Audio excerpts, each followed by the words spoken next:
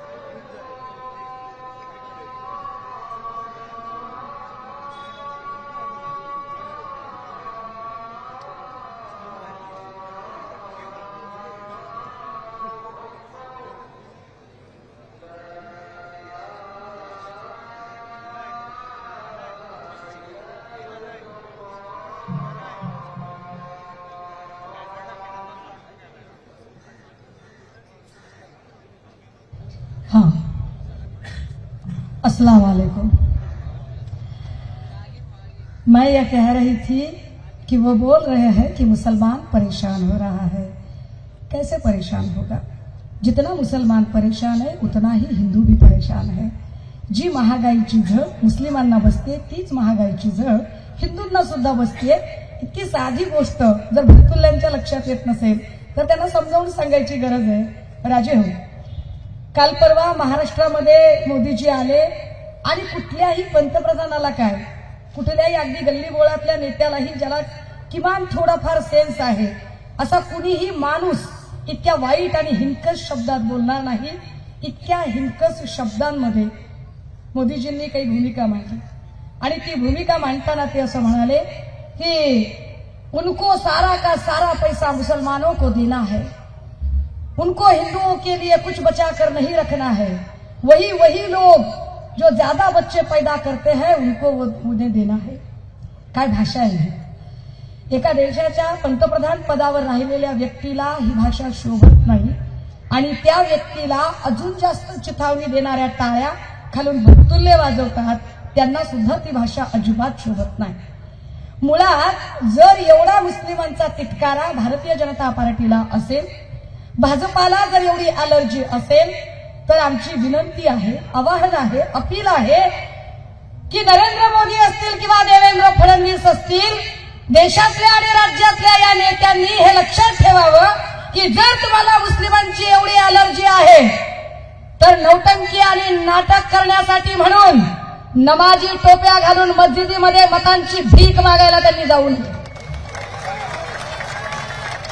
जर त्यांना असं वाटतं की नाही आम्ही म्हणजे आम्हाला मुस्लिमांच्या मताची गरज नाही तर मुस्लिमही तुम्हाला लोणी लावायला येणार नाहीत।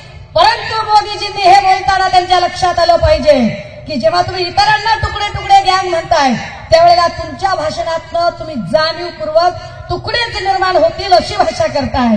दादा हो, हे नीट समजून घ्या। म्हणजे इथेही ते नाटक चाललेलं असतं। काही लोक बॅरिस्टर यार अंतुले साहेबांचं नाव वगैरे घेतात।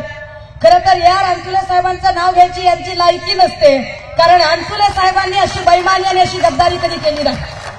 अंतुले साहेब कायम इमानदार राहिले। अंतुले साहेब इथल्या नेत्याशी, पक्ष नेतृत्वाशी, निष्ठेशी त्यांनी इमान राखलं, त्यामुळे त्यांची बरोबरी हे लोक करू शकत नाही। पण दादा हे असं हिंदू मुस्लिम हे करण्याची गरज का? जे लोक म्हणतात की तुम्ही मुस्लिम तुष्टीकरण करता, खरं तर ती माणसं एका अर्थाने हिंदूंचं तुष्टीकरणच करतात ना। पण आमच्या हिंदू भावंडांनी हे समजून घ्यावं की तुष्टीकरण करताना खरंच फायदा होतोय की तोटा होतोय। जर गॅसचा भाव, डाळीचा भाव, पेट्रोलचा भाव, डिझेलचा भाव, ह्या सगळे भाव जेवढे मुस्लिमांना अदा करावे लागतात तीच किंमत हिंदूंना, जैनांना, ख्रिश्चनांना, बौद्धांनाही द्यावी लागते। तर असं काय विशेष आहे की त्यांनी काहीतरी वेगळ्या सेवा सुविधा आणलेल्या आहेत? मुळात हे पोलरायझेशन करणं मोदीजींची गरज आहे। हे पोलरायझेशन करणं भाजपाची गरज आहे, कारण असं पोलरायझेशन केल्याशिवाय भाजपाला भीती वाटते की लोक त्यांना विकासाचे प्रश्न विचारतील। ज्या भाजपाकडे पुलवामा हल्ला कसा झाला यावरचं उत्तरच नाहीये लोकांना द्यायला, जी भाजपा इथे सांगते की आम्ही 400 पार करणार आहोत, त्यांना 400 किलो आरडीएक्स कसं आलं या प्रश्नाचं उत्तर देता येत नाही, हे आम्हाला सांगतात। According to Indian Constitution, Chapter 3, Article 19, everyone has a right. प्रत्येकाला हम क्या खाए, हम क्या पिए, हम क्या बोले, हम क्या पहने, हम कैसे रहे, ये संविधान, ये कानून ने हमें अधिकार दिया है। पण तरी सुद्धा मॉब लिंचिंग मध्ये कधी अखलाक, कधी जुनैद, कधी अलीमुद्दीन अन्सारी मारणारी आणि त्यांना डिवचणारी, जाणीवपूर्वक चिथावणीखोर भाषा करणारी हीच भाजप आहे जी खऱ्या अर्थाने तुकडे तुकडे घ्यायला आहे, हे समजलं पाहिजे। भाजपाने सगळे प्रयत्न केले राजे हो। आधी त्यांनी हिंदू आणि मुस्लिमांचं पोलरायझेशन करायचा प्रयत्न केला, पण मला आनंद आहे आणि अभिमान आहे की तमाम मुस्लिम भावंडांनी कमालीचा संयम दाखवला आणि त्यांच्या चिथावणीला अजिबात बळी पडले नाही आणि एकही दंगल या महाराष्ट्रात त्यांनी होऊ दिली नाही। राणे, राणा, कंबोज सारखी त्यांची बार्किंग ब्रिगेड बोलत राहिली, पण तरीही आम्ही संयम हरवला नाही। मग ते आमच्या देशभक्तीवर प्रश्न विचारायला लागले। बोले हम मुसलमानों का विरोध क्यों कर रहे हैं? तो बोले ये तो संविधान विरोधी लोग हैं, ये देश विरोधी लोग हैं, ये देशद्रोही लोग हैं। क्यों? तो बोलते वंदे मातरम नहीं बोल रहे हैं। अरे दादा, वंदे मातरम म्हणायचं म्हणजे काय? माझ्या आईवर माझं प्रेम आहे सांगायचंय ना। फर्ज कीजिए, मान लीजिए कि हम रास्तों से जा रहे हैं, गुजर रहे हैं, मेरे साथ मेरी माँ है। किसी ने पूछा क्या आपकी माँ से मोहब्बत है? तो उसको बताने के लिए, उसको साबित करने के लिए क्या मैं बीच चौराहे चिल्ला चिल्ला कर बोलूं कि हाँ मुझे अपनी माँ से मोहब्बत है, आई लव यू मम्मा, मैं तुमसे बेइंतहा मोहब्बत करती हूँ, बताने की जरूरत है? अरे मोहब्बत दिलों का एहसास है जो जताया और बताया नहीं जाता, वो बस महसूस किया जाता है। जो लोग मुसलमानों की वतन परस्ती पर शक करते हैं, उन भाजपाइयों को, उनके भक्तुल्लों को पता चले ये वो मुसलमान भाई है जो दिन में 5 बार इस वतन की मिट्टी को चूमते हैं, वो बात करते हैं। हे सांगायला मला शहाणपणा की या देशात काय देशद्रोही आणि काय देशभक्ती, ते शहाणपण यांनी सांगायची गरज नाही। राजे हो, ना मला हिंदू ना मुस्लिम या भानगडीत पडायचे, कारण मला माहितीये माझ्यासाठी माझा हिंदू भाऊही आणि माझा मुस्लिम भाऊही दोघेही आमचा उजवा डावा डोळे आहेत, दोघेही आमचे उजवे डावे हात आहेत, दोघेही आमची एका ताईची लेकरं आहेत। पण ही तुकडे तुकडे गँग, ही भाजपा जाणीवपूर्वक पोलरायझेशन करायचा प्रयत्न करते, कारण यांच्याकडे उत्तर नाहीये, यांच्याकडे कुठल्याच प्रश्नाचं उत्तर नाहीये की या देशातल्या महागाईचं काय, इथे काय इतकी महागाई वाढतीये, या महागाईवरती काय बोलायचं। मगाशी काहीतरी राशनचा विषय झाला, एकीकडे मोदींनी सांगायचं की ते विश्वगुरु आहे। अरे विश्वगुरु असणारा देश का स्वतःची भाकरी स्वतः कमवून खाऊ शकत नाही? तुमचा स्टार्टअप इंडिया आणि मेक इन इंडियाचं काय झालं हे त्यांनी एकदा उत्तर दिलं पाहिजे की त्याचं काय केलं या लोकांनी, का ते प्रश्न आमचे सुटलेले नाही, का महिला सुरक्षेवर अजूनही बोललं जात नाही। जे मोदीजी किंवा त्यांचे भक्तुल्ल इथे काही गोष्टी बोलतात ते मणिपूर आणि बिल्किस बानोवरती अजिबात तोंड का उघडत नाही, का त्यांना ते महत्वाचं वाटत नाही? आमच्यासाठी ही लढाई फक्त खासदारांचे नंबर वाढवण्यासाठीची लढाई नाही, आमच्यासाठी ही लढाई महिलांना सुरक्षा देण्यासाठी महत्वाची आहे, सगळ्याच धर्माच्या लोकांना एक अत्यंत सुरक्षित जीवनमान देण्यासाठीची महत्वाची आहे। आमच्यासाठीची ही लढाई शेतमालाला योग्य भाव देण्यासाठीची आहे। ज्या पद्धतीने आंबा, काजू किंवा एकूण फळ असतील आणि त्या फळांच्या आयात निर्यातीची चुकीची धोरणं असतील, या धोरणांमुळे इथल्या शेतकऱ्यांचं होणारं नुकसान, हे नुकसान वाचवायचं असेल तर शेतकऱ्यांच्या हिताचे निर्णय राबवले गेले पाहिजेत, म्हणून आमच्यासाठी ही लढाई जास्त महत्वाची आहे। आणि अगदी त्याच वेळेला आमच्यासाठी ही लढाई का महत्वाची आहे तर ज्या ज्या लोकांनी ज्या ठिकाणी ते वाढले, ज्या ठिकाणी ते उभे राहिले, म्हणजे तटकरी असतील किंवा अजून कोणी असतील, या लोकांवर विश्वास का ठेवतील बरं लोक? म्हणजे कालपर्यंत कधी जयंतभाईंना विरोध करायचा, जेव्हा लक्षात येतं की आता आपल्या पायाखालची जमीन सरकते, मग लगेच भाई भाई करत भाईंच्या पाया पडत यायचं, पायाशी लोटांगण घ्यायचं आणि पायाशी लोटांगण घेत माझ्या पोरीला झेडपीचा अध्यक्ष करा, माझ्या पोराला इकडे मदत करा, माझ्या ह्याला हे करा, माझ्या त्याला ते करा, तुझंच पोरग, तुझीच पोरगी, तुझंच सगळं। हा म्हणजे एकट्याचीच उंच उंच माडी, एकट्याच्याच घरात, एकट्याच्याच घरासमोर लांब लचक गाडी, एकट्याच्याच बायकोला सिल्कची साडी, एकट्याच्याच घरी केल्विनेटरचा फ्रीज, हा एकट्याच्याच घरी डायनिंग टेबल, एकट्यालाच साजूक पुरणपोळी, साजूक तूप, घटविद्या दूध, दुधावर साय। आणि रायगडकरांचं काय? रायगडकरांचं काय? म्हणून बदल गरजेचा आहे। एक खासदारकीची सीट म्हणून नाही, कारण आम्हाला खात्री आहे अनंतराव गीते काका यांच्यावर कुणी भ्रष्टाचाराचा आरोप करू शकत नाही, गीते काकांबद्दल कुणी अवाक्षर बोलू शकत नाही। आम्हाला खात्री आहे की ज्या सरळ मार्गी पद्धतीने गीते काकांनी आतापर्यंत कारभार केला आहे, आणि हो हे सुद्धा सांगितलं पाहिजे, मागच्या वेळेला गीते काका वेगळे लढत होते, तिकडे जयंतभाई वेगळे एका प्लॅटफॉर्मवर होते, भास्कर दादा आमचे अजून वेगळीकडे होते, आता सगळे लोक एकत्र आहेत। भास्कर दादा असतील, गीते काका असतील, भाई असतील, सगळे एकत्र आहेत। खात्रीनं सांगते दादा, खात्रीनं, ओव्हर कॉन्फिडन्स नाही बरं का, खात्रीनं सांगते, मायचन खात्रीनं सांगते, तटकरे साहेब तुम्हाला गुलाल लागणार नाही,